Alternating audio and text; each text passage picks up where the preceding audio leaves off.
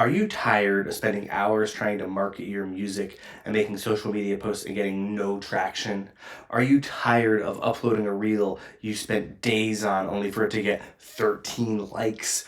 Are you tired of releasing music that you put years into for it to get 212 streams? I get it, and I want to help you. And that's what we're going to talk about today in this video, breaking the ice with music marketing. For those of you who don't know me, I am Matt Bacon. I run a marketing agency called Dropout Media, and I have a boutique sub-agency called Sapphire Eye. And what we focus on is marketing artists. We've worked with a ton of folks like Boy Genius, Mitski, Father John Misty, a bunch of metal bands like Killswitch Engage. We've been all over the map with what we've done over the years. But really who I am through and through is a DIY lifer. I'm someone who's been involved in underground music for more than half my life at this point. Someone who's been in the trenches, been on tour, hangs out in dive bars still, even with all sort of the pop star success or whatever.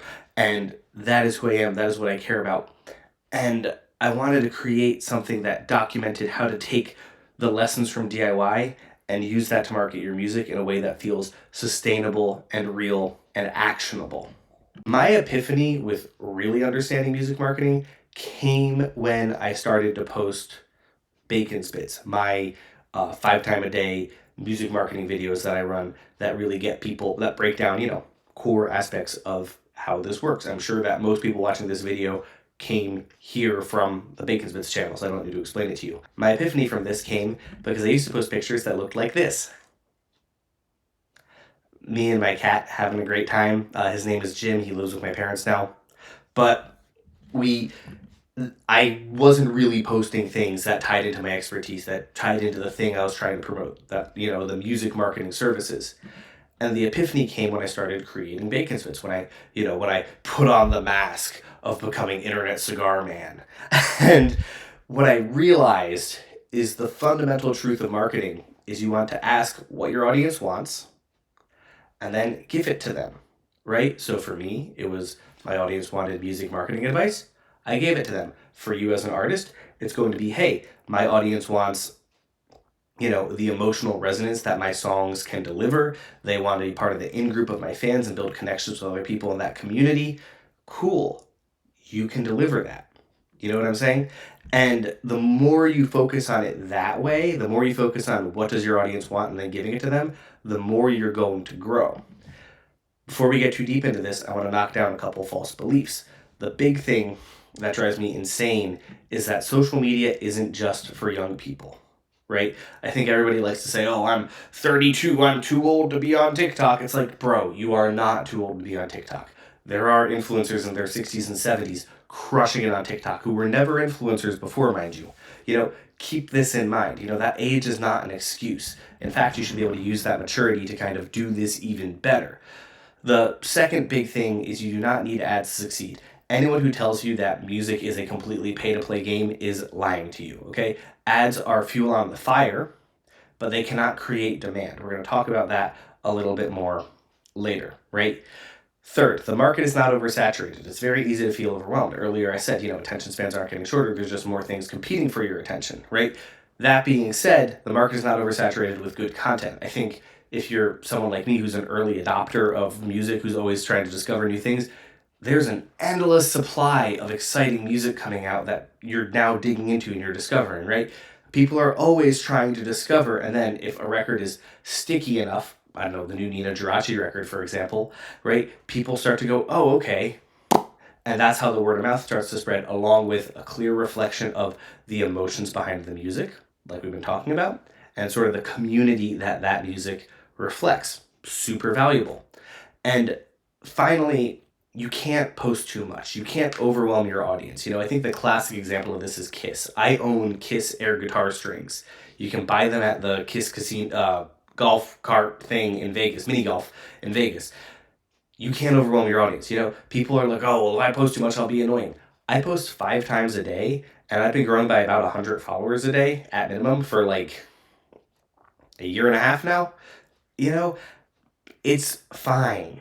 Okay, you're not going to overwhelm your audience. Think about it this way. If you're posting 5 times a week, How many Instagram posts do you think your average follower sees in a week? The answer is probably in the thousands, right? They might not admit that, but it's probably in the thousands. You need to keep showing up. And we'll get into that a little bit more later too here.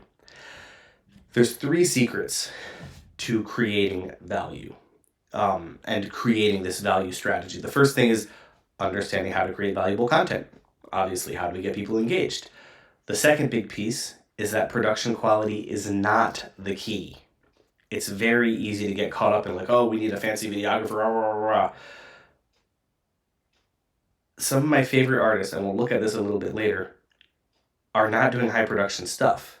They're just showing up consistently with things that reflect the emotions behind their music and that, help highlight the community that they're tied into.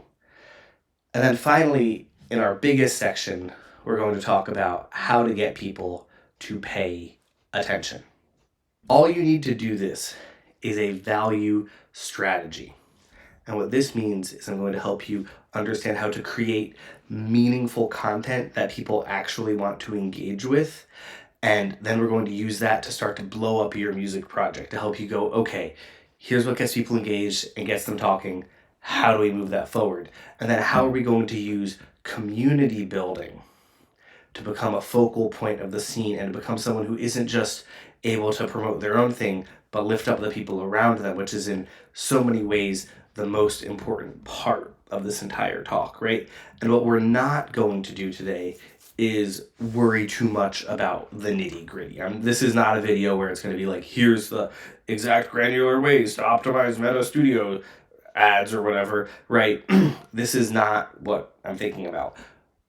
We'll have another video on that in the future, right? What we're focused on here is also not going to be big data and powerful corporations and AI. Like, all that stuff is things we have to contend with, but again, that's not what this talk is about. This talk is about helping DIY artists understand how to market themselves more effectively in a way that is actually sustainable, right? What we're going to focus on is overall approach and asking ourselves, okay, how can we adapt a strategy that maybe worked 20 years ago into something that will actually keep working today and keep allowing you to grow? The value strategy comes down really to 3 core elements. The big thing that I think people don't want to understand is that people only really care about themselves. And what that means is they care about things that really grow status, being part of an in-group of fans or whatever, and they care about things that bring them joy, right? And you need to make it very clear with your marketing that you are elevating status, bringing people into an in-group, and that also you are creating a sense of joy, creating a sense of emotional transcendence, right? It's really important to remember that music is functionally a consequence-free, emotion-altering drug, right? And, you listen to a happy song that improves your day even more. You're going through a breakup, you listen to a Woods of Ypres song, and you feel that someone else kind of recognizes your heartbrokenness, whatever, right? And that means you need to focus on the value of the content you are putting out there. You need to focus on, hey, this is who I am. This is what I'm doing. Here's why it is going to resonate with you. Here's why it's going to elevate you as a person, elevate your status, as it were. And as a part of that, as a part of the whole thesis of this video, is the fact that people don't change, platforms do. A lot of the music marketing tactics we're going to be talking about today are functionally the same tactics that worked 25 years ago, just adapted for the modern age, adapted for how people consume now. Attention spans have always been short. The difference now is just that there's more things vying for your attention, right? And we're going to figure out how to deal with that. I think a great example of this is Papa Roach. They blew up on TRL 25 years ago. How? Lots of fun, goofy videos, weren't afraid to do weird skits or whatever. Now they're having a serious career resurgence, maybe bigger than ever in certain ways. And how are they doing it? Well, they're creating a bunch of TikToks that lean into this sort of goofiness of it and lean into the fun that comes from listening to Papa Roach songs and some of the other emotions that Papa Roach is trying to lean into. I don't care if you like that band or not. They're doing an incredible job with their marketing right now. The biggest key to creating value with your social media content is to create with the fan in mind. What does that mean? Well, it means going, okay, how are we getting people excited to engage with the thing we're doing? How are we going to be able to sit down and go, okay, this is what's exciting. This is the emotions behind the music. This is the vision we're trying to give you. A bunch of different ways to do this, but most clearly, I think it's really with the text on screen, understanding that people are scrolling on mute. They're scrolling frequently as second screen content, which means they're watching TV and they're also scrolling or whatever, right? And so what you need to do is sit down and go, okay, how am I consuming content? That's probably how other people are consuming content. Let's tie those things together and build from there, and what's going to get people to stop the scroll, text on screen, like I said, but also ultimately, I think in a lot of cases, it's going to end up being, clear emotional hooks, clear visual hooks, because again, they're on mute. So you have to go, okay, well, how can I get the visual to get people to go, oh, wait, I need to look at this. The second big piece here is understanding engagement. And this goes in a few different ways, right? Obviously, you're trying to create engaging content, sure. But otherwise, I think what you need to be thinking about is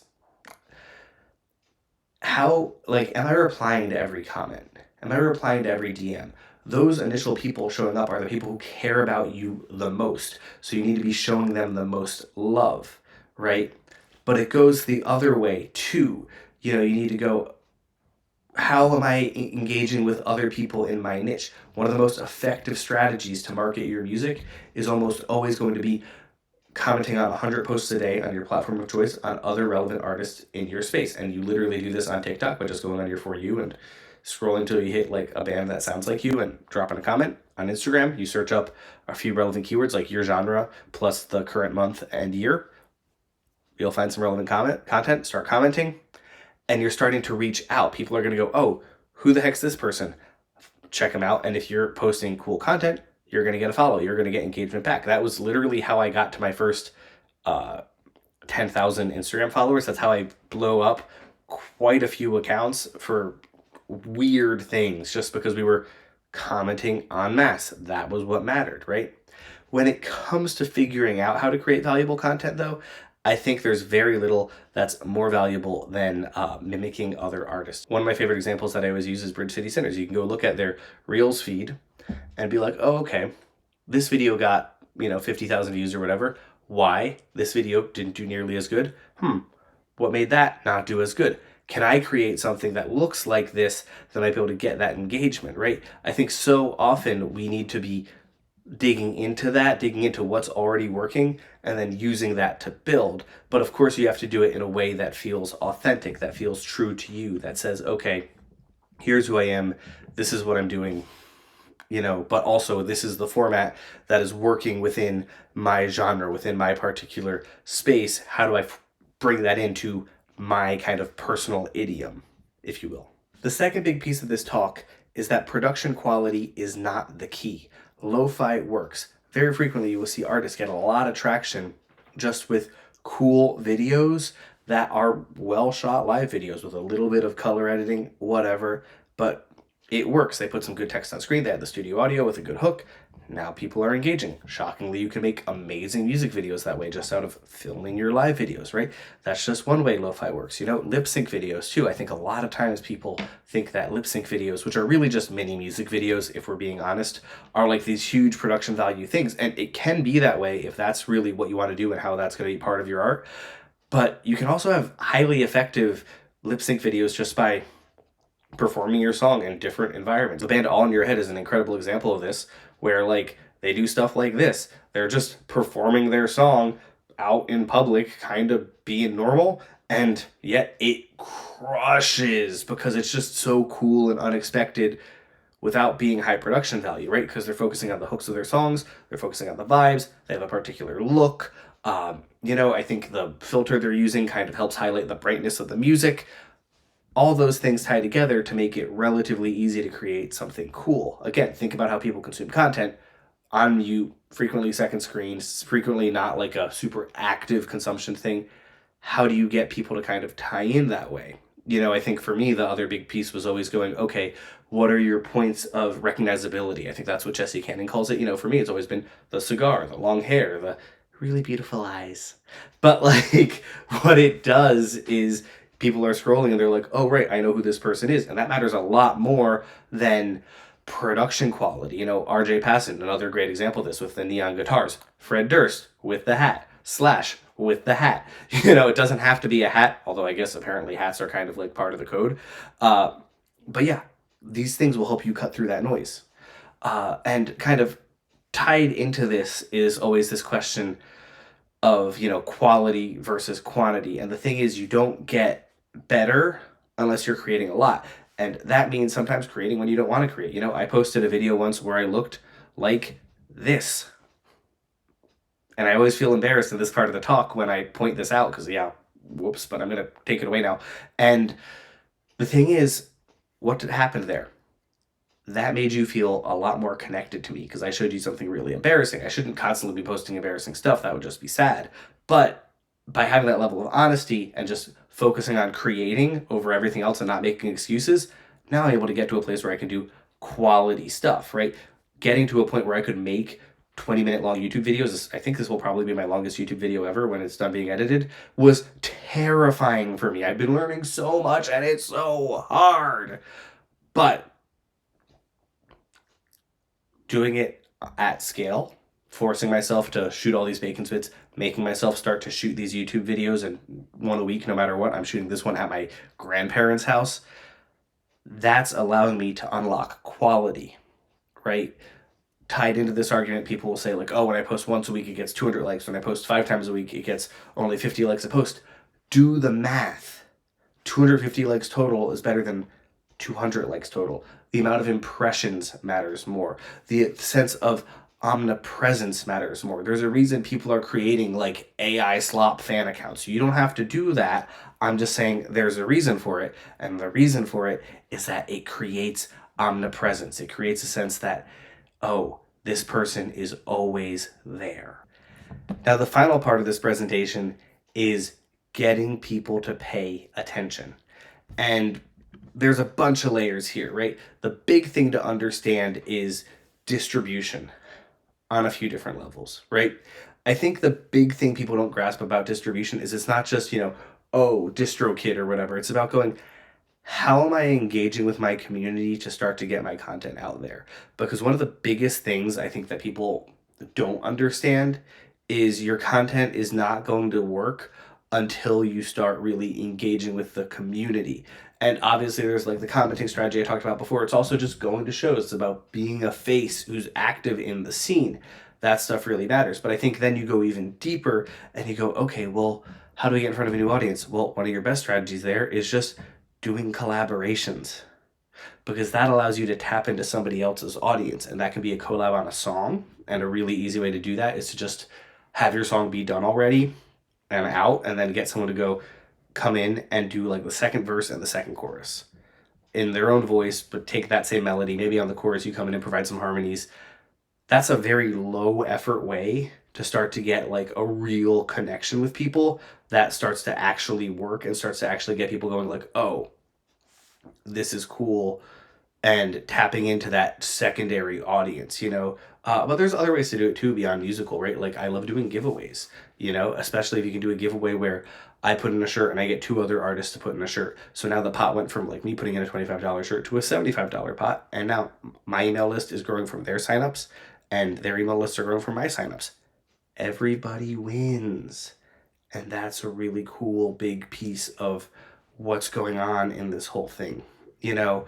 And also just in terms of distribution, by the way, email lists are your best bet because they're going to have the highest open rate of pretty much anything. I mean, SMS also, but I don't focus on that as much because it's a lot trickier to do in Europe. So but SMS is also very powerful. But you want to control those things because when you control the distribution channel, good things start to happen, right? You don't control Instagram or TikTok. You can get your account deleted for nothing. We all know horror stories about people who've had that happen to them. It really sucks.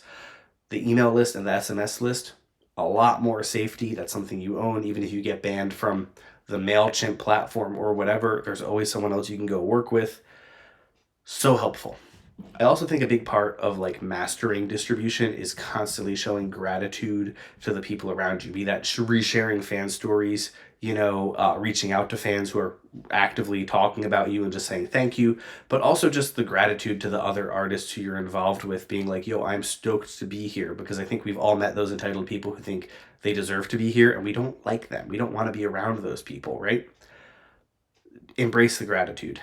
That's going to help you a lot. And finally, I want to talk about advertisements. And this is a big piece that I'm sure a lot of folks want to hear more about. But there's a few core rules of ads that I think you need to understand. The big thing is you want to be focusing on conversion ads. And what this means is really going not just an ad where you want people to click on it, not clicking boost post and just hoping that works. That doesn't help. What helps is a conversion ad, which essentially is Meta's way of going, okay, this isn't just an ad trying to get a click, it's trying to get you to take a specific action. So you can optimize for like, hey, I want people who go click on my ad, go to a landing page and click through to Spotify. When you set up ads like that, that's how you meaningfully grow your streams, right? You can set up ads to optimize for purchases, right? That works too. Now, some of this sounds magical, but you have to realize that Meta ads or any type of ads cannot create demand. They can only amplify existing demand, So that means if you're trying to get people to stream a song, then what you have to realize is like, this is only going to work if the song is good, if people are excited about the song. If you're trying to promote sales of a record, that's only going to work if people already want to buy the record.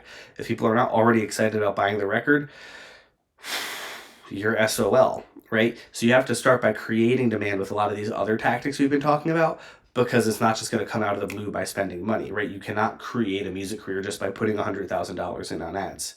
You could have the best looking piece of content in the world, but if you're not consistently creating a universe around that and giving people something to dive into, quantity of content, then the ad isn't going to be as effective, and the other big piece with ads that I think people screw up is they go way too broad on the targeting, or they don't think about the most effective ways to target. It's like, think about it this way. You've got, I don't know, Cradle of Filth, and then you have Kvist, and you're trying to target deep underground black metal fans.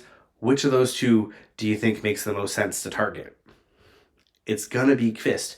You can't go that granular on Meta anymore, but there's other ways to do it. One of my favorites right now is building lookalike audiences, which is essentially the 1% of people in a given country whose online activity most closely resembles the people in the data set you gave Meta. So that could be the 1% of people whose online activity most looks like your Instagram followers. It could be the 1% of people whose online activity looks the most like your past buyers of your records and of your merch. Whatever that is, the lookalike audiences are really helpful now that Meta has gutted a lot of the targeting options that they previously had. This is also part of why having your Meta Pixel, which is essentially a piece of code you put on different web pages, is really valuable, because then you can retarget people who visited those web pages. Even for relatively high ticket sales, if it's like, oh, well, these are the people who are actually like going to this page. Shit, man. That's a pretty hot audience to try to start selling vinyl to, for example. I don't know. So realize that ads do come down to like setting them up correctly, realizing they're not a magic cure-all, and then spending time targeting.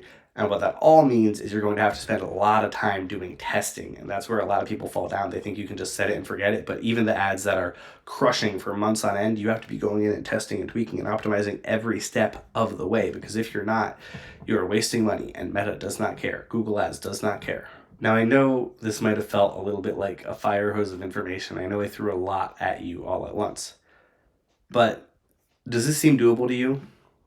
Because I think what we're talking about is not that crazy. It's about creating value through meaningful long-term engagement, through directly going to your fans and building with them, right? It's about creating authentic, engaging content at scale for an extended period so it can get better, And really, it's about growing with your friends to get attention, to build something meaningful, and then realizing, oh, I built this platform.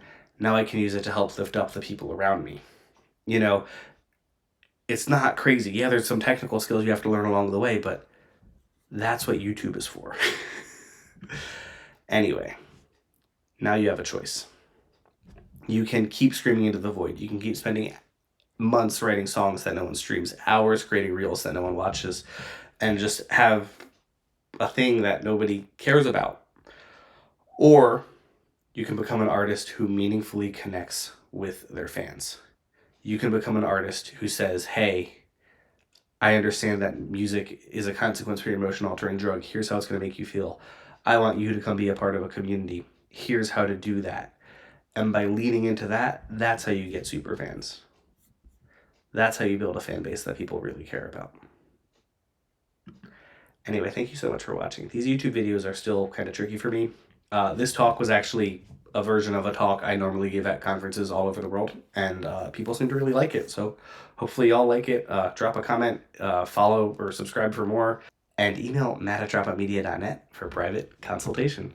Thank you so much.